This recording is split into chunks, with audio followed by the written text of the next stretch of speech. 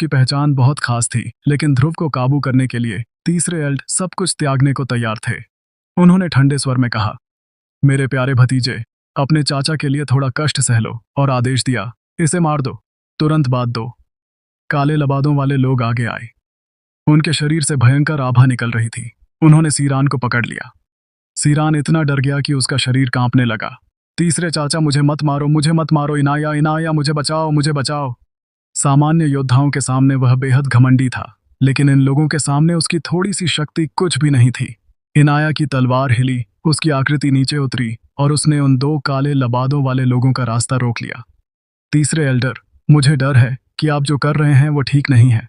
तीसरे एल्डर ने ठंडी हंसी हंसी और बोले, हर किसी को सिर्फ अपनी फिक्र होती है। यह तो मेरा भतीजा है, अगर वो मेरा बेटा भी होता तो मुझे उसकी परवाह नहीं होता। इनाया, तुम्हारे पास अभी भी रास्ता है। इनाया की नजरें सिकुड़ गईं। वो बोली, माफी चाहती हूं तीसरे एल्ड, लेकिन तुम अंबरक कुल की योजना को बर्बाद नहीं कर सकते।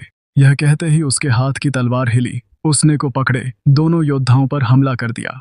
उसी वक्त उसके पास खड़ा भेड़िया भी गुस्से में आ गया और उसके शरीर पर सुनहरे कवच की एक परत चढ़ गई। तीसरे एल्डर के मुंह का कोना ठंडा पड़ गया। लड़की, तू अपनी औकात से बढ़कर सोच रही है। उन्होंने गुस्से में आदेश दिया, मारो, एक भी जिंदा नहीं बचना चाहिए। आदेश मिलते ही अंधेरे से 30 से ज्यादा काले लबादों वाले योद्धा एक साथ बाहर निकले और इनाया की ओर टूट पड़े। उतनी देर में इनाया की तलवार ने सीरान को पकड़े दोनों योद्धाओं को पीछे धकेल दिया। सीरान ने तुरंत अपने भेड़िए को बुला लिया। वह तेजी से उसके ऊपर चढ़ा और चिल्लाया।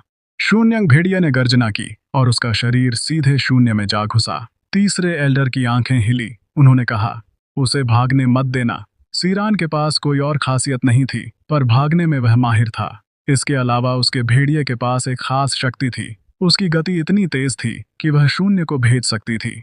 भेड़िए को गायब होते देख तीसरे एल्डर का चेहरा बदल गया। उन्होंने गुस्से में इनाया को घूरते हुए कहा, लड़की, अब पहले तुम मरोगी। वो एक कदम में इनाया के पास पहुंच गए। उनका हाथ बिजली की तरह गरजा। इनाया को कोई प्रतिरोध का मौका दिए बिना उन्होंने उसे एक जोरदार मुक्के से दूर उड़ा दिया, लेकिन उसके जमीन पर गिरने से पहले ही तीसरे एल्डर ने उस पर ताबड़तोड़ मुंह बरसाए। इनाया बार बार खून उगल रही थी। एक भारी मुक्के से इनाया पिंजरे के पास जा गिरी। उसके सीने का कवच टूट गया और दो गोरे मांस के टुकड़े जैसे बाहर निकलने को तैयार थे। इनाया का सफेद चेहरा अब मृत्यु की तरह पीला पड़ चुका था। जब वो तीसरे एल्डर के मुंह खा रही थी, उतनी देर में उसके दल के बाकी लोग सिरान को छोड़कर जो भाग गया था, सब मारे जा चुके थे। तीसरे एल्डर गुस्से में थे। उन्होंने कहा, उसका पीछा करो, उसे हजम शहर पहुंचने से पहले मार डालो। काले लबादों वाले सारे लोग पल में गायब हो गए। उसी पल तीसरे एल्डर पलटे और पिंजरे के पास आए। उन्होंने मरती हुई इनाया का गला पकड़ा और उसे हवा में उठा लिया। वो बोले, मैं पहले तेरी जान बख्शना चाहता था, लेकिन तूने उसका मूल्य नहीं समझा। तीसरे एल्डर ने इनाया का गला कसकर भी और बोले, अब मरो। उसी पल पूर्वज रुद्रदेव की आवाज गूंजी। ध्रुव सील खुल गई। आयामी रिफ्ट। सील टूटते ही ध्रुव ने तुरंत हरकत की और पिंजरे से गायब हो गया। वो सीधे तीसरे एल्डर के पीछे निकला और अपने दिल में गर्जना की, सुपर सोल मोर। पल भर में ध्रुव के बाल और उसकी आभा सुनहरी हो गई। ध्रुव ने अपने हाथ में ड्रैगन लंस पकड़ा। साथ ही उसने अपनी सोलस्टम तकनीक भी सक्रिय कर दी, जो अब 9वें लेवल की थी। ड्रैको, अब तुम्हारी बारी। लंस पर भयानक शक्तियां भड़क उठी। ध्रुव ने सीधे तीसरे एल्डर की पीठ पर वार किया। तीसरे एल्डर के मुंह का कोना तिरस्कार भरी मुस्कान से मुड़ा। बस तू ध्रुव, मुझे तुम्हारी शक्ति अच्छी तरह पता है। तुम्हारी ताकत मुझे मारने के लिए काफी नहीं है। अभी उनकी बात खत्म भी नहीं हुई थी कि ड्रैगन लंस ने उसकी पीठ को भेद दिया। भले ही तीसरे एल्डर विकसित हो चुके थे, लेकिन ड्रैगन लंस के वार में वो शक्ति थी जो केवल मौत का फरमान सुनाती थी। बधाई हो ध्रुव, तुमने अंबर कुल के तीसरे एल्डर को मारा है। तुम्हें एक्सपी पॉइंट्स, अमर ऊर्जा पॉइंट्स और 10 अमर मूल्य मिले हैं। बधाई हो ध्रुव, तुम्हें सोल डिस्क मिली है। बधाई हो ध्रुव, तुम्हें अंबर स्वॉर्ड मिली है। बधाई हो ध्रुव, तुम्हें अंबर स्टोन मिला है। बधाई हो ध्रुव, तुम्हें अंबर सम्राट कॉर्ड मिला है। ध्रुव की किस्मत ने उसे चौंका दिया। उसने सोचा नहीं था कि सिस्टम आज उस पर इतना मेहरबान होगा, लेकिन यह अंत नहीं था। सिस्टम की आवाज फिर गूंजी, बधाई हो ध्रुव, अंबर कुल के तीसरे एल्डर को मारने पर तुम्हें एक विशेष इनाम मिला है, अंबर सम्राट तकनीक। क्या तुम इसे सीखना चाहते हो? न केवल ध्रुव को एक अवतार कॉर्ड मिला था, बल्कि साथ ही उसकी तकनीक भी मिल गई थी। ध्रुव काफी देर तक स्तब्ध खड़ा रहा। वो बुदबुदाया, कमाल है, कमाल है। सिस्टम, मैं तुमसे प्यार करता हूँ। तू इतना जबरदस्त क्यों है? उसके विचार हिले, जैसे डर हो कि तकनीक कहीं गायब ना हो जाए। उसने कहा, हाँ सीखना है, जल्दी करो, बधाई हो। ध्रुव अंबर सम्राट तकनीक सीखने पर तुम्हें 1000 एक्सपी पॉइंट्स, 1000 अमर ऊर्जा पॉइंट्स और 1000 शॉप पॉइंट्स मिले हैं। स्किल अंबर सम्राट तकनीक स्तर आर्केन रैंक विवरण, अमर अविनाशी विवरण। 2 अवधि 60 सेकंड तकनीक का स्तर जितना ऊंचा होगा, अवधि उतनी लंबी होगी। अरे वाह, 60 सेकंड में तो मैं इसके साथ तबाही मचा दूंगा। यह तो हद से ज्यादा जबरदस्त है। ध्रुव का खून उबाल मार रहा था। उसे ऐसा लग रहा था जैसे पूरी सृष्टि उसकी मुट्ठी में हो। इस तकनीक के साथ मेरी ताकत और बढ़ेगी, या यूं कहूं, अंबर सम्राट के लिए यह एक खतरनाक ताकत के रूप में उभरेगी। ध्रुव के मन में उत्साह था। उसका स्वभाव हमेशा से उभर रहा था। अगर उसे कुछ पसंद नहीं आता तो वह सीधे भिड़ जाता था। हयातो और रागनार के अलावा अब उसके पास अंबर सम्राट का अवतार भी आ चुका था। ध्रुव के मुंह के कोने हल्के से मुड़े और उसने मन ही मन सोचा, बस इंतजार करो पितुराज, अपनी कमर कस लो और मेरा इंतजार करो, मैं तुम्हें मारकर ही दम लूंगा। उसी समय पूर्वज रुद्रदेव ने चेतावनी दी, वह लड़की मरने वाली है। ध्रुव तुरंत शांत हो गया। मरती हुई इनाया को चला कोई देखकर उसने सोचा, वो नहीं मर सकती, मुझे अभी उसकी जरूरत है। पूर्वज उसे बचाने का कोई तरीका है। ध्रुव के पास इस वक्त कोई हीलिंग पिल नहीं थी और इनाया को बचाना जरूरी था। इनाया ने उसे दक्षिण तरंग महाद्वीप तक ले जाने के लिए पकड़ा था, लेकिन ले जाना किस लिए, यह सिर्फ उसी से पता चल सकता था। इसलिए ध्रुव नहीं चाहता था कि वह मरे। ध्रुव ने पिंजरे में बंद योद्धाओं की ओर देखा और पूछा, तुम में से किसी के पास हीलिंग पिल है? सबने सिर हिलाया। जो लोग पहले ध्रुव को तुच्छ समझ रहे थे, वो अब सीधे बैठ गए। उनके चेहरे पर डर था, जैसे वो ध्रुव से बेहद भयभीत हो। वो नक्षत्र नगर में हुई घटनाओं से वाकिफ थे। बीस्ट की सेना और फिर 10 लाख राक्षसों की सेना को उसने एक पल में मार डाला था। यह सब ध्रुव ने अकेले किया। उनकी नजरों में ध्रुव खुद एक राक्षस था, इसलिए वह डरे हुए थे। उनके भयभीत चेहरों को देखकर ध्रुव ने और सवाल नहीं किए। उसने ड्रैगन स्लेयर निकाला और अपनी पूरी ताकत के साथ पिंजरे पर हमला किया। पिंजरा टूट गया। ध्रुव ने कहा, अपनी जान बचाओ, अब बर्बर क्षेत्र में वापस मत आना। इसके बाद ध्रुव ने इनाया को अपनी पीठ पर लादा और दूसरी दिशा में उड़ चला। वो उलझन में था और बोला, पूर्वज, पहले तो आपके पास ढेर सारे तरीके होते थे, बस एक इंसान को बचाना है। आपके पास कोई तरीका कैसे नहीं हो सकता? पूर्वज रुद्रदेव ने कहा, एक तरीका है सबसे आसान और सबसे तेज। यह तुम पर निर्भर करता है कि तुम तैयार हो या नहीं। ध्रुव ने जल्दबाजी में कहा, बात को मत घुमाओ, इस वक्त क्या तैयार और ना तैयार, जल्दी बताओ। पूर्वज रुद्रदेव ने कहा, युग्म साधना क्या?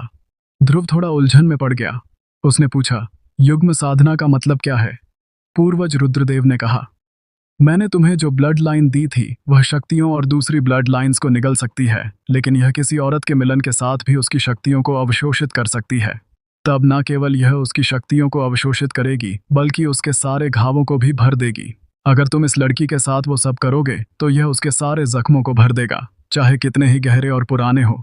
यह सबसे तेज तरीका है और इस समय एकमात्र तरीका भी। लड़के, तुम्हारी किस्मत अच्छी है। ध्रुव अबाक रह गया। उसने कभी नहीं सोचा था कि यह ऐसा तरीका होगा। उसने टटोलते हुए पूछा, पूर्वज, आप मुझसे मजाक तो नहीं कर रहे ना? खां। पूर्वज रुद्रदेव ने खांसते हुए कहा, अब यह तुम पर यकीन करो चाहे मत करो। वैसे भी इससे तुम्हारा कोई नुकसान नहीं होगा, उल्टा तुम्हें फायदा ही होगा। इस लड़की की काया कमाल की है। और मन ही मन बोले, यह सब तुम्हारे भले के लिए है। यह लड़की बहुत खास है, लेकिन यह बात उन्होंने अपने तक ही रखी।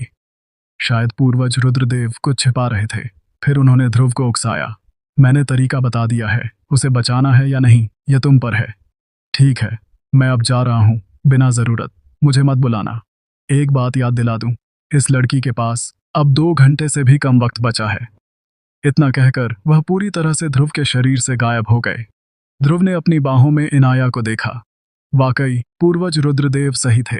उस लड़की की काया गजब की थी। भले ही वह थोड़ी लड़के जैसी लगती थी, क्योंकि उसके बाल छोटे और हाथ पैरों पर टैटू थे, लेकिन उसका सफेद रंग और चेहरे की बनावट ऐसी थी मानो ऊपर वाले ने उसे फुर्सत से गढ़ा हो। खासकर सीने पर उसके 2 उभार जो कवच चटकने के बाद बाहर झांक रहे थे। ध्रुव ने जबरदस्ती अपनी लार नीली और आगे सोचने की हिम्मत नहीं की। दूर एक छोटे जंगल को देखकर उसने अपनी मुट्ठियां कसी और मन ही मन सोचा, ठीक है। आयामी रिफ्ट। पलक झपकते ही वह जंगल में पहुंच गया। उसने इनाया को जमीन पर लिटाया और उसकी बेहोशी की हालत को देखते हुए ध्रुव ने हरकत की और उसके चेतना में प्रवेश किया। चाहे वह सुन पाए या ना सुन पाए, उसने कहा, मुझे माफ करना, मैं यह तुम्हें बचाने के लिए कर रहा हूं। अगर मैं ऐसा ना करता तो तुम मर जाती, माफ करना। ध्रुव कोई संत पुरुष नहीं था, लेकिन वह कोई जघन्य अपराधी भी नहीं था और उसे इस तरह की चीजें आपसी सहमति से करना ज्यादा पसंद था। इससे वह अपनी खूबियों को बेहतर ढंग से दिखा सकता था। गुड़ ध्रुव का कंठ हिला और थूकने गला। वो मन ही मन बुदबुदाया, आखिरकार इस दुनिया में मेरा कौमार्या टूटने जा रहा है। कहाँ से शुरू करूं? अपने पिछले जन्म में भी उसने केवल एक बार यह काम किया था, लेकिन उस समय भी वह होश में नहीं था। तो कहना गलत नहीं होगा कि वह अभी तक कुंवारा ही था। ऐसा नहीं था कि ध्रुव का मन नहीं था, लेकिन उसे पता ही नहीं था कि शुरू कहाँ से करें। हफ बस कौमार्या तोड़ना है। ना मैंने ना जाने कितने ही युद्ध लड़े हैं। यह तो बस छोटी सी बात है। ध्रुव की सांसें तेज हो गईं। उसे सचमुच नहीं पता था कि कैसे करना है। यह बहुत मुश्किल था। वह सोच रहा था कि इससे बेहतर तो वह कुछ किंग बीस्ट से सीधे भिड़ जाए, लेकिन वक्त कम था। अगर वह जल्दी नहीं करता तो इनाया को सचमुच यमराज के पास जाना पड़ता। चलो करते हैं, जो होगा देखा जाएगा। समय बहुत धीरे धीरे बीत रहा था, इतना धीरे कि अचानक सिस्टम की आवाज गूंज उठी। बधाई हो ध्रुव, तुम्हारी लहू सम्राट ब्लड लाइन ने एक नोबल रैंक की ब्लू मून ब्लड लाइन अवशोषित की है। बधाई हो ध्रुव, तुम्हारी लहू सम्राट ब्लड लाइन की रैंक बढ़ी है, क्योंकि इसने एक नोबल रैंक की ब्लड लाइन को अवशोषित किया है। यह लहू सम्राट से कर्सर ब्लड लाइन बन चुकी हैं, एक शार्प की तरह। यह अब हर शक्ति को निगल सकती है। ध्रुव के शरीर में घनीभूत सेकंडों छोटी छोटी खून की बूंदों ने मिलकर एक गाढ़ी खून की बूंद को जन्म दिया, जो पहले से ज्यादा शुद्ध और शक्तिशाली लग रही थी, क्योंकि इनाया के शरीर में जो ब्लड लाइन थी, न केवल वो डार्क वर्ल्ड की थी, बल्कि वहां भी एक उच्च श्रेणी की थी, और ध्रुव ने उसे पूरी तरह निगल लिया था। पूर्वज रुद्रदेव हंसे और मन ही मन सोचा, लड़के यही है, तुम्हारी असली ब्लड लाइन धरती का मंच बहुत छोटा है। मुझे पता है कि तू जल्द ही इससे बाहर कूद जाएगा। डॉक वर्ल्ड तुम्हारा असली मंच है। वह एक ऐसी दुनिया है जहां ब्लड लाइन ही राज करती है। इसलिए शुरुआत से ही मैंने कर्सर ब्लड लाइन बनाने के बारे में सोचा, ताकि यह हर किसी को निगल जाए। मेरी सारी उम्मीदें बस तुझ पर ही हैं। वास्तव में ध्रुव को नहीं पता था कि पूर्वज रुद्रदेव ने जो ब्लड लाइन बनाई, वो खास तौर पर उसे डॉक वर्ल्ड में तैयार करने के लिए थी। धरती पर कर्सर्ड ब्लड लाइन ज्यादा प्रभावशाली नहीं थी। डॉक वर्ल्ड ही वो मंच था जहां ध्रुव का असली प्रदर्शन होने वाला था, जहां कर्स ब्लड लाइन अपनी पूरी शक्ति दिखा सकती थी। लेकिन इससे पहले इसे लहू सम्राट से कर्स बनाना जरूरी था, और इसके दो तरीके थे। पहला, 10,000 यूनिक रैंक की ब्लड लाइनर्स को निगलना। दूसरा, एक नोबल रैंक ब्लड लाइन को युग्म साधना के जरिए निगलना। यह सबसे तेज और आसान तरीका था। अपनी ब्लड लाइन की रैंक बढ़ने के साथ ध्रुव स्पष्ट रूप से महसूस कर सकता था कि उसके शरीर की शक्ति बढ़ रही थी। उसी समय, उसी पल ध्रुव के निचले शरीर में उजाड़ शक्ति का विस्फोट हुआ। ओ इनाया ने एक नाजुक सिसकारी भरी। उसके गाल लाल हो गए।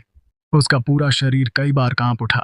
उसका शरीर हल्का सा लकवाग्रस्त हो गया, जैसे उसने एक लंबी जंग लड़ी हो। वो बेहद थक गई थी, लेकिन एक बात थी, पहले की तुलना में उसकी सांसें अब शांत हो चुकी थी।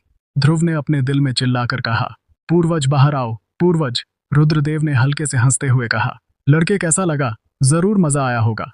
हाँ छी। पूर्वज तुम मुझे क्या समझते हो?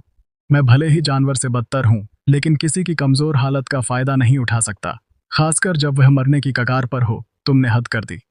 ध्रुव थोड़ा गुस्से में था।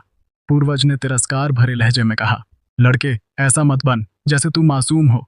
ये क्या है? वो बस एक लड़की है। एक मर्द के तौर पर तुझे इतना खुदगर्ज नहीं होना चाहिए। तू वो शख्स है जो बड़े काम करेगा। ऊंचाइयों तक पहुंचने के लिए तुझे बेईमानी सीखनी होगी। जब तू डॉक वर्ल्ड में जाएगा तो समझेगा कि ऐसी चीजें तो छोटी मोटी बातें हैं। अभी तूने महसूस किया कि तेरी ब्लड लाइन की रैंक बढ़ गई है। तुझे ऐसी और ढेर सारी लड़कियों की जरूरत पड़ेगी। पूर्वज रुद्रदेव जैसे उत्तेजित हो गए थे। धरती कुछ भी नहीं है। डॉक वर्ल्ड एक ऐसी दुनिया है जहां कुत्ता कुत्ते को खा जाता है। अगर तूने अपनी ब्लड लाइन का स्तर नहीं बढ़ाया तो तू डॉक वर्ल्ड में टिक नहीं पाएगा।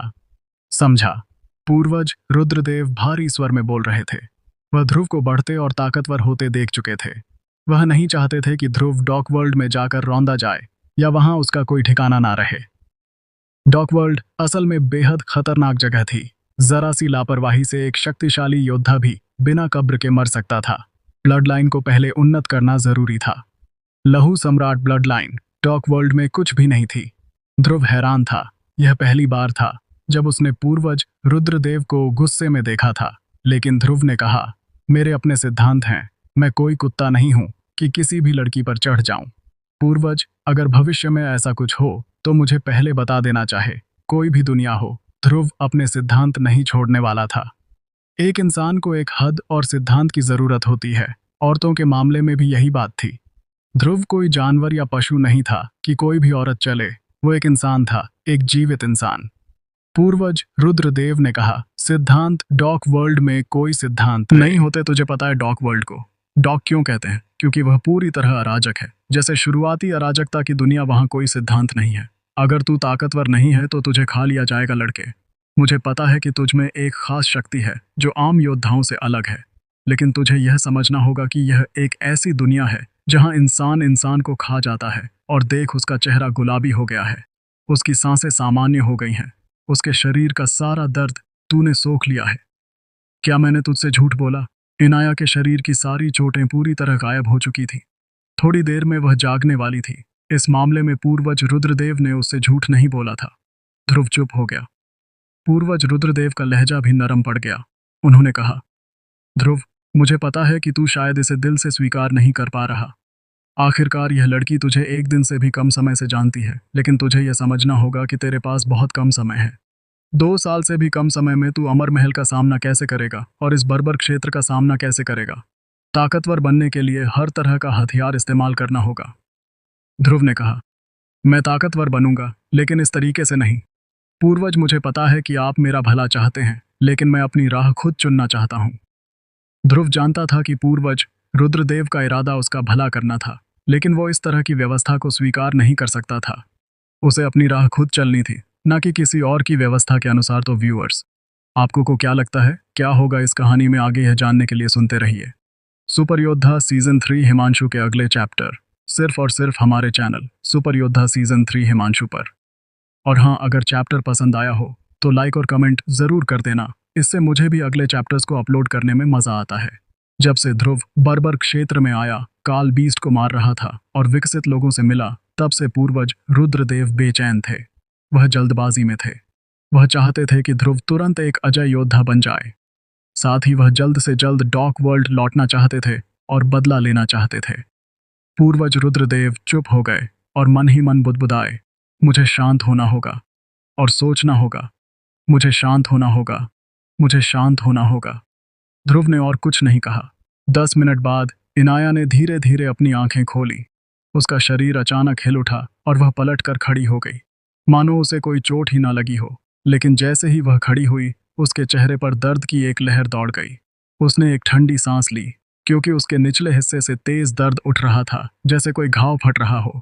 इनाया कुंवारी थी। यह उसका पहला अनुभव था, और जैसा कि हर लड़की के साथ होता है, यह थोड़ा दर्दनाक था। इसने दर्द भरी सिसकारी भरी और हल्के से महसूस किया कि उसका निचला हिस्सा सूजा हुआ था और असह्य दर्द कर रहा था। उसकी आंखें उठीं और उसकी नजरें बर्फ की तरह ठंडी हो गईं। ध्रुव ने उसके गुस्से को महसूस करते हुए सफाई देने की कोशिश की है। यह मैंने उसकी बात पूरी होने से पहले ही इनाया ने उसे बीच में टोक दिया। इस बात को यहीं भूल जाओ। उसकी आवाज में गुस्सा था, लेकिन कहीं ना कहीं एक टूटन भी छिपी थी। ध्रुव चौंक गया और बुदबुदाया, इतनी उदार। तभी इनाया की लंबी तलवार हिली और सीधे ध्रुव के गले पर आ टिकी। उसने ठंडे स्वर में कहा, मैंने कहा ना, इसे यहीं भूल जाऊं। इनाया का गुस्सा इसलिए था क्योंकि वह उन लम्हों को याद नहीं करना चाहती थी। वो चाहती थी कि यह सब एक बुरा सपना बनकर रह जाए। वो यह बात कह सकती थी, लेकिन ध्रुव को इसका जिक्र करने का कोई हक नहीं था। आखिरकार यह एक लड़की का कौमार्या था। उसकी सबसे कीमती चीज। इनाया ने तलवार हटाई और पलट कर जाने के लिए मुड़ गई। हिस्स की टांगें कांप रही थीं। दर्द इतना था कि वह मुश्किल से खड़ी हो पा रही थी, और चलना तो और भी मुश्किल था। ध्रुव को थोड़ा आत्मग्लानि हुई। यह सब उसकी गलती थी। उसे अनुभव की कमी थी। अभी कुछ देर पहले वह किसी हिंसक जानवर से कम नहीं था। उसने नर्म स्वर में कहा, मैंने सुना है कि लड़कियों का पहला अनुभव बहुत दर्दनाक होता है। तुम्हें आराम करना चाहिए। तू अभी भी बोल रहा है। इनाया ने उसे घूरा। उसका गुस्सा इस कदर था कि उसका पूरा शरीर कांप रहा था, जैसे वो ध्रुव को वहीं मार डालना चाहती हो। ध्रुव ने कहा, मैं बस तुम्हें याद दिला रहा हूं। थोड़ा सा आराम कर लो, फिर चलना। इनाया ने उसकी बात अनसुनी की। दर्द को दबाते हुए वह जंगल से बाहर निकलने लगी, लेकिन हर कदम के साथ दर्द बढ़ता जा रहा था। पता नहीं ध्रुव ने ज्यादा जोर लगाया था या कोई और कारण था, उसके निचले हिस्से से खून की एक हल्की धार बह निकली। यह देखकर ध्रुव ने तुरंत उसे रोका। उसकी आवाज में अब आदेश का पुट था। तुम्हें अभी आराम करना होगा। तुझे क्या? इनाया ने तीखे स्वर में जवाब दिया, लेकिन ध्रुव को अब उसकी जिद और बर्दाश्त नहीं हुई। उसने इनाया को अपनी बाहों में उठा लिया और दबंग अंदाज में कहा, अब से तुम मेरी हो। मैं तुम्हारी परवाह क्यों नहीं कर सकता? इनाया ने पूरी ताकत से छटपटाने की कोशिश की। उसकी दोनों मुट्ठियां ध्रुव के सीने पर जोर जोर से पड़ रही थीं। मुझे छोड़, मुझे छोड़, वो चीख रही थी। उसकी आंखें नम हो गई थीं, लेकिन ध्रुव ने उसे और कसकर पकड़ लिया। उसका सीना इनाया के मुखों से दुख रहा था, लेकिन उसने उसे नहीं छोड़ा। वो उसे तब तक पकड़े रहा जब तक इनाया ने विरोध करना बंद नहीं कर दिया। आखिरकार इनाया टूट गई। वो और बर्दाश्त नहीं कर पाए और फूट फूट कर रोने लगी। ध्रुव का दिल हल्का हुआ। उसने मन ही मन सोचा, अब शायद सब ठीक हो जाएगा। चाहे कोई लड़की कितनी भी शक्तिशाली क्यों ना हो, वो आखिरकार एक लड़की ही होती है। इनाया ने अपनी सबसे कीमती चीज खो दी थी और फिर भी वह मजबूत बनने का नाटक कर रही थी। लेकिन वो कब तक ऐसा कर सकती थी? इनाया फूट फूट कर रो रही थी। उसने अपनी आंख के कोने से ध्रुव का चेहरा देखा। अचानक उसने ध्रुव के गाल पर दांत गड़ा दिए। अपनी रुलाई को दबाने की कोशिश करते हुए हिस ध्रुव ने ठंडी सांस ली। उसने ना तो उसे छोड़ा, ना दर्द में चिल्लाया और ना ही उसकी भैंस सिकुड़ी। उसने इनाया को उसे काटने दिया। उसके आंसुओं को देखकर और अभी जिस तरह वो चल रही थी, उसे याद करके ध्रुव का दिल दुखने लगा। चाहे कुछ भी हो, इनाया उसकी पहली थी। चाहे जो भी हुआ हो, ध्रुव को अपने किए की जिम्मेदारी लेनी थी। उसके गाल का एक टुकड़ा लगभग कटने वाला था, पर ध्रुव ने दर्द का कोई भाव नहीं दिखाया। आखिरकार इनाया को भी हैरानी हुई। उसने ढील दी और रोना बंद कर दिया। धीरे से पूछा, दर्द नहीं हो रहा, आउच हो रहा है, लेकिन तेरे काटने में भी एक तरह की कशिश है, ध्रुव ने मुस्कुराते हुए कहा और फिर उसके शांत चेहरे को देख पूछा, अभी भी गुस्सा हो? इनाया ने सिर झुकाया। उसकी आंखों में अभी भी उस लड़के के प्रतिरोध था जिसे वह एक दिन से भी कम समय से जानती थी। वो बोली, मुझे नीचे उतार सकते हो, मैं आराम करूंगी। ध्रुव ने उसे धीरे से नीचे उतारा। इनाया एक बड़े पेड़ के सहारे बैठ गई। उसका चेहरा आंसुओं से भीगा था। उसने आंखें बंद की और आराम करने लगी। ध्रुव ने कहा, तुम यहीं आराम करो, तब तक मैं कुछ खाने का जुगाड़ करता हूं। इतना कहकर वह जंगल में अंदर चला गया। ध्रुव के जाने के बाद इनाया ने आंखें खोली और उस दिशा में देखा जिधर वो गया था। उसकी नजरें जटिल थीं, जैसे उसके मन में कोई तूफान चल रहा हो। वह जानती थी कि अगर ध्रुव ना होता तो तीसरा एल्डर उसे बहुत पहले ही मार चुका होता। बेहोशी में जो कुछ हुआ उसे वह स्पष्ट रूप से याद था। उसने ध्रुव द्वारा उसकी चेतना में कही गई बातें भी सुनी थीं, लेकिन वो इसे तुरंत स्वीकार नहीं कर पा रही थी। उसने हंट काटे, मुट्ठियां कसी और खड़ी होने की कोशिश की, लेकिन दर्द ने उसे फिर से बैठने पर मजबूर कर दिया। सीरान भाग गया था। अगर वह वापस हजम शहर लौटा तो निश्चित रूप से कहेगा कि इनाया ने तीसरे एल्डर के साथ विश्वासघात किया है। इसका मतलब था कि वह हजम शहर कभी नहीं लौट पाएगी। एक लीडर के रूप में वह अपनी टीम की रक्षा नहीं कर पाई थी। इस जिम्मेदारी से बचना असंभव था। कुल एल्डर उसे कठोर सजा देंगे, चाहे कुछ भी हो। मुझे हजम शहर वापस जाना होगा, इनाया ने मन ही मन कहा। तीसरा एल्डर अकेला नहीं है, उसके पीछे जरूर कोई और है। इनाया ने मन बना लिया। हालांकि हजम शहर खतरे से भरा था, लेकिन उसे वापस जाना ही होगा। उसके पास वहां अभी भी कुछ जरूरी काम थे। ध्रुव ने जंगल में जाते समय इनाया को अकेला नहीं छोड़ा था। उसने अपने रूहानी योद्धाओं को उसकी रक्षा के लिए तैनात कर दिया था, और यह जानकर कि इनाया भागी नहीं, उसका दिल थोड़ा हल्का हुआ। आधे घंटे बाद ध्रुव जंगल से लौटा।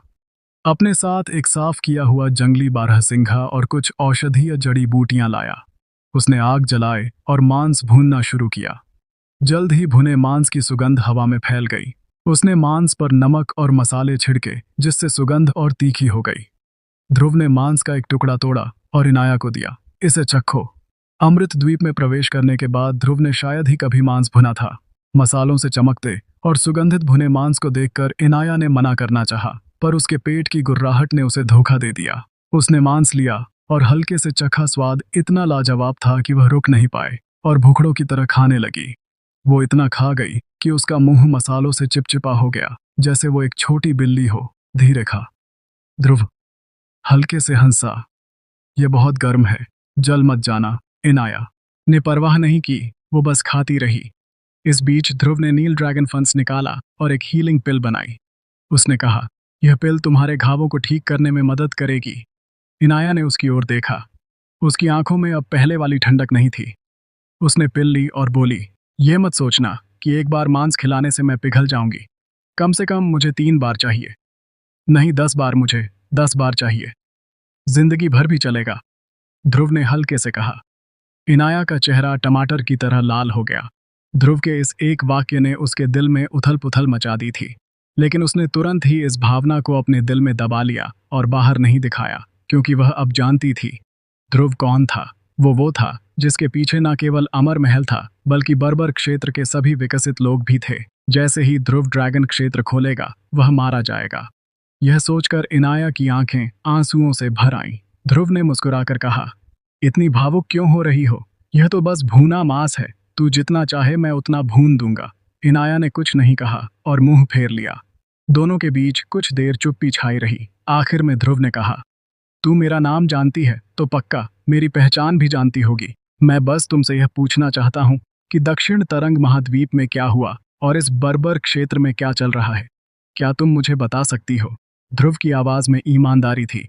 उसका इनाया को बचाने का कारण यही था, सच जानना। इनाया ने एक गहरी सांस ली और ध्रुव की ओर देखा।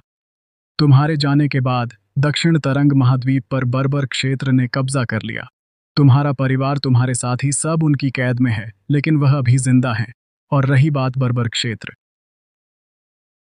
क्षेत्र के सर्वोच्च खजाने टेलीपोर्टेशन द्वार के बारे में तो जानते ही होंगे। उसे डॉक वर्ल्ड के एक शक्तिशाली योद्धा ने खोल दिया था और फिर यह सब कुछ शुरू हुआ। हम जिन्हें विकसित लोग कहा जाता है, उस योद्धा के गुलाम हैं। नहीं, गुलाम भी नहीं, हम उससे भी नीचे हैं। इनाया ने कुछ नहीं छिपाया। उसे जो कुछ भी पता था वह सब ध्रुव को बता दिया। ध्रुव का दिल धक से रह गया। डॉक वर्ल्ड का एक योद्धा, उसकी आवाज में आश्चर्य और गुस्सा था।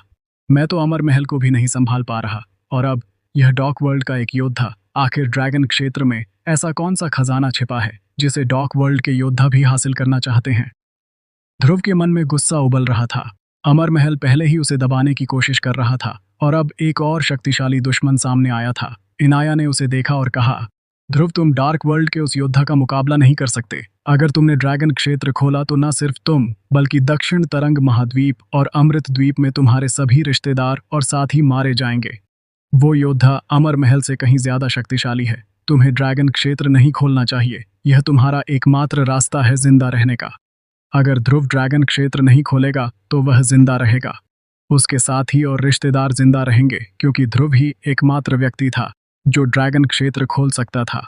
अगर वह मर गया तो इस दुनिया में कोई और इसे नहीं खोल सकता। लेकिन इनाया को यह नहीं पता था, ना ही ज्यादातर लोगों को, कि ड्रैगन आपदा में अब सिर्फ 2 साल बाकी थे। यदि ड्रैगन क्षेत्र नहीं खोला गया और ध्रुव ने ड्रैगनों की शक्ति नहीं पाई, तो धरती पर कोई उस आपदा का सामना नहीं कर सकेगा। ड्रैगन क्षेत्र ना खोलने का मतलब था ड्रैगन आपदा में मर जाना, और ड्रैगन क्षेत्र खोलने का मतलब था अमर महल और डॉक वर्ल्ड के योद्धाओं द्वारा मारा जाना। ना कोई स्वर्ग का रास्ता, ना नरक का द्वार, यह एक मृत्यु पथ था। ध्रुव ने भौहें चढ़ाईं और हल्के से मुस्कुराया। सब ड्रैगन क्षेत्र का खजाना चाहते हैं, है ना? ठीक है, मैं देखना चाहता हूं कि आखिर ड्रैगन क्षेत्र में ऐसा क्या छिपा है, चाहे वह अमर महल के योद्धा हो या डॉक वर्ल्ड के। अगर वह ड्रैगन क्षेत्र का खजाना चाहते थे, तो इसका मतलब था कि वह खजाना अविश्वसनीय रूप से शक्तिशाली था। अगर मैं उस खजाने को हासिल कर लूना, ध्रुव ने मन ही मन सोचा, इस दुनिया में कोई भी मुझे रोक नहीं सकता।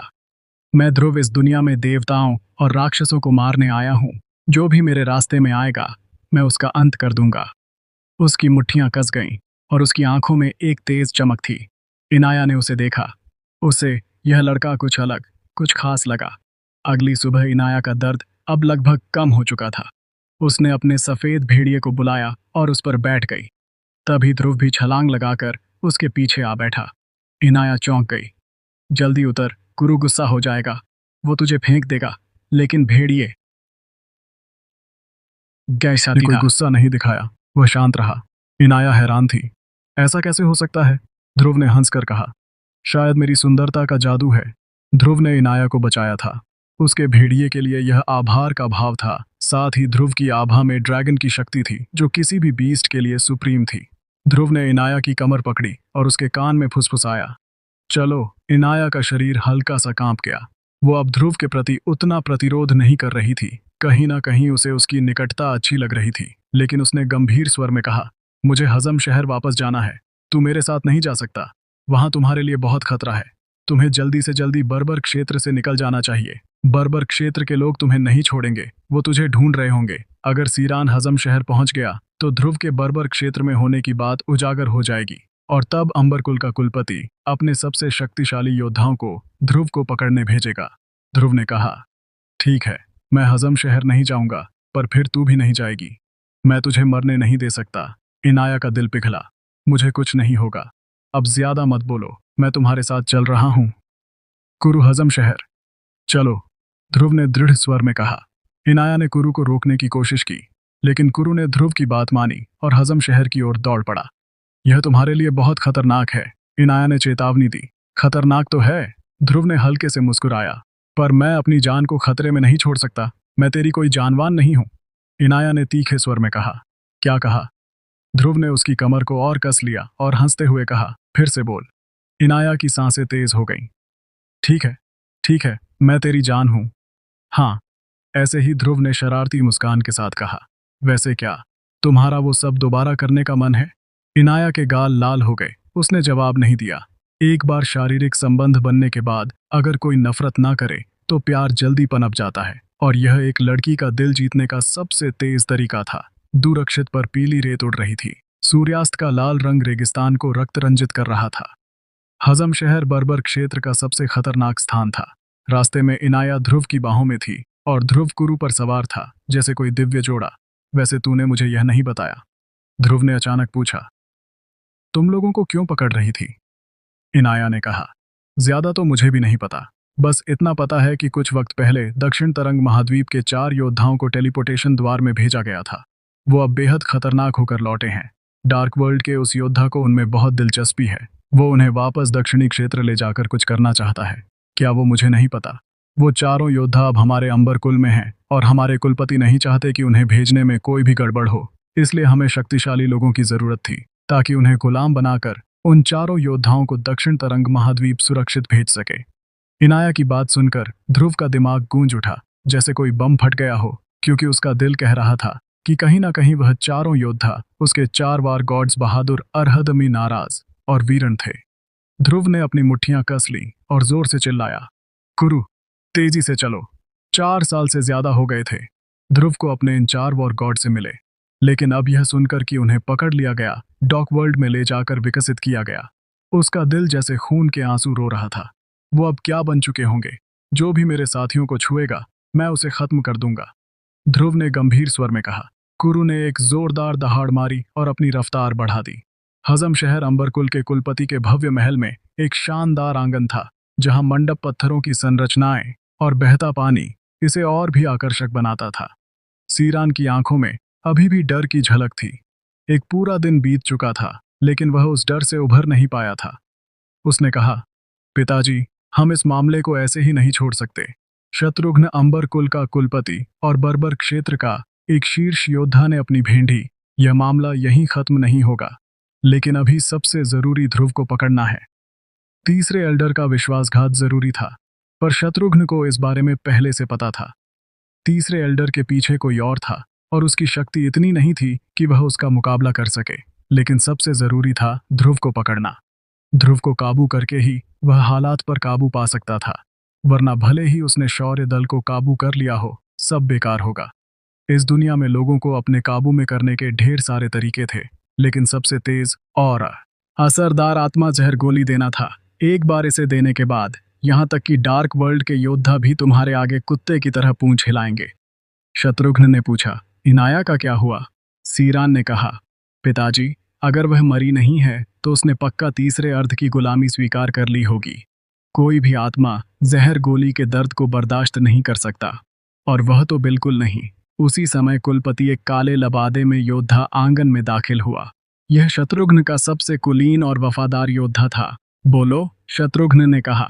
योद्धा ने जवाब दिया, तीसरा एल्डर मारा गया और वो लड़का ध्रुव गायब है। उसका कोई अता पता नहीं है। ग्रेट एल्डर ने भी अभी तक कोई कदम नहीं उठाया। क्या सीरान चौंक गया? तीसरा एल्डर मारा गया, यह कैसे संभव है? विकसित होने के बाद उसकी शक्ति एक अनंत वीर के बराबर की थी। उसे कौन मार सकता है? सीरान हैरान था। ध्रुव नहीं, असंभव। उसकी शक्ति साल डिस्क से सील थी। वह तीसरे एल्डर को नहीं मार सकता। शत्रुघ्न की भें और सिकुड़ गई, लेकिन यह उसके लिए अच्छी खबर थी। तीसरा एल्ड मारा गया था और ध्रुव अभी तक पकड़ा नहीं गया था। इसका मतलब था कि उसे ज्यादा चिंता करने की जरूरत नहीं थी। उसने तुरंत आदेश दिया, सारे शैडो योद्धाओं को ध्रुव की खोज में लगा दो। वो बचकर जाना नहीं चाहिए और ग्रेट एल्डर की हर हरकत पर नजर रखो। कुछ भी हो, मुझे तुरंत बताओ। ठीक है। योद्धा पीछे हट गया। शत्रुघ्न ने उत्साह से हंसते हुए कहा, शायद ड्रैगन क्षेत्र पहले ही खुल जाएगा। अगर ऐसा हुआ तो वह महान योद्धा मुझे और भी बड़ा इनाम देंगे। सीरान ने कहा, पिताजी, ध्रुव के चारों साथी अभी भी हमारे पास है। हम उनका इस्तेमाल करके ध्रुव को यहाँ खींच सकते हैं। वो अपने साथियों के लिए जरूर आएगा। हाँ हाँ, अच्छा ख्याल है। शत्रुघ्न ने सीरान की ओर देखा। उसकी आंखों में प्रशंसा थी। यह काम तुम संभालो, सीरान ने उत्साह से कहा। मैं आपको निराश नहीं करूंगा। हजम शहर के एक गुप्त कोने में यहाँ अंबर कुल करके दिखाना था। इसे शहर का सबसे सुरक्षित और भारी सुरक्षा वाला स्थान कह सकते हैं। यहाँ सुरक्षा शहर के शाही महल से भी ज्यादा थी। एक कोठरी के भीतरी एक पिंजरे में 4 लोग कैद थे, जिनकी आंखें बेजान थी, जैसे जीवित लाशें चुपचाप कोने में पड़ी हो। अंधेरे में उनके चेहरे साफ नहीं दिख रहे थे।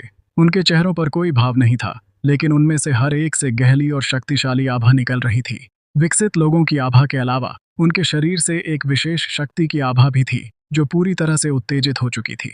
अचानक काल कोठरी का दरवाजा खुला और एक रोशनी की किरण अंदर आई। रोशनी उनके चेहरों पर पड़ी। बहादुर की आंखों में गुस्सा था। उसकी पीठ पर अब भी वही विशाल ताबूत था, जिसमें से समय समय पर धातु की टकराहट की आवाज आ रही थी। वीरन की आंखें भूतिया हरी रोशनी से चमक रही थीं। मीनराज के शरीर पर 3 तरंगे हल्के से हिल रही थीं। अरहद के शरीर का डेविल और भी भयानक हो गया था। उसकी बुद्ध शक्ति से डेविल लपटें निकल रही थी, मानो बुद्धा पर डेविल हावी हो गया हो। 2 पंक्तियों में खड़े काले कवच वाले योद्धाओं ने रास्ता बनाया। सीरान धीरे धीरे काल कोठरी में दाखिल हुआ। उसके हाथ में एक खास रेलिक था। एक घंटी। सीरान के चेहरे पर एक आत्ममुग्ध मुस्कान थी। उसने कहा, पिंजरे का दरवाजा खोलो। एक योद्धा चौंका। यंग मास्टर, इन चारों की शक्ति बहुत विशेष है। उनका दिमाग पूरी तरह से काबू नहीं हुआ है। अगर हमने दरवाजा खोला तो मुझे डर है कि वे आपको चोट पहुंचा सकते हैं। सीरान ने योद्धा के चेहरे पर एक जोरदार तमाचा जड़ा। तुझे पता है कि मैं यंग मास्टर हूं, फिर भी मेरे साथ वक्त बर्बाद कर रहा है। मैंने कहा, खोल तो खोल। एक और बकवास की तो तुझे मार डालूंगा। योद्धा ने आज्ञा का पालन किया और सावधानी से पिंजरे का दरवाजा खोला। चारों में से कोई नहीं हिला। सीरान पिंजरे के सामने पहुंचा। उसकी मुस्कान और ठंडी हो गई। चारों कुत्ते बाहर निकलो, टहलने का वक्त है। चारों अभी भी नहीं हिले। सीरान ने फिर कहा, बाहर नहीं आ रहे? क्या अपने मालिक ध्रुव को नहीं देखना चाहते? ध्रुव नाम सुनते ही चारों के दिमाग में जैसे बिजली कौंध गई। बहादुर का विशाल शरीर सबसे पहले हिला। वो पिंजरे के दरवाजे से नहीं गुजरा, बल्कि उसने जाग जितने मोटे पिंजरे की खास सलाखों को तोड़ दिया। उसके लिए यह सलाखें जैसे साबुन के बुलबुले थे। एक कदम में उसने सीरान का गला पकड़ लिया। उसकी बाह की नसें उभर आईं और शारीरिक शक्ति की लहरें हवा को चीर रही थीं। उसने सीरान को एक छोटे से चूजे की तरह हवा में उठा लिया। तुरंत काले कवच वाले योद्धा हरकत में आए। 16 भाले हातातिम के गले की ओर तने एक घेरा बनाते हुए, लेकिन बहादुर ने उनकी ओर देखा भी नहीं। उसकी आंखें सीरान पर टिकी थीं, गुस्से से भरी हुई, लेकिन वो एक शब्द भी नहीं बोल पाया। जितना वह सोचता, उतना ही उसके सिर में दर्द होता। सीरान ने ठंडी हंसी हंसी और अपनी घंटी हिलाई। डिंग लिंग डिलिंग। बहादुर के चेहरे पर असहनीय दर्द का भाव उभरा। बाकी तीनों की भी यही हालत थी। उनके सिर में जैसे कोई कीड़ा घुस गया हो, जो उनके दिमाग को चबा रहा था। कुत्ते सीरान। दोस्तों, एक बहुत ज़रूरी बात करनी है आपसे। आप में से बहुत से लोग चैनल की मेंबरशिप लेकर मुझे सपोर्ट करना चाहते हैं, जिसके लिए मैं दिल से शुक्रगुजार हूं। लेकिन सच बात यह है कि मेंबरशिप लेने का कोई खास फायदा नहीं है, ना आपको और ना मुझे। सच्चाई यह है कि जब आप YouTube पर मेंबरशिप लेते हैं तो 30% हिस्सा सीधा YouTube खुद रख लेता है और लगभग 20% हिस्सा इंडिया में टैक्स और बाकी चीज़ों में कट जाता है। यानी अगर आप 100 देते हैं तो मेरे पास मुश्किल से 50 भी नहीं पहुंचते। आपकी मेहनत की कमाई का आधा पैसा तो प्लेटफॉर्म और टैक्स में ही चला जाता है।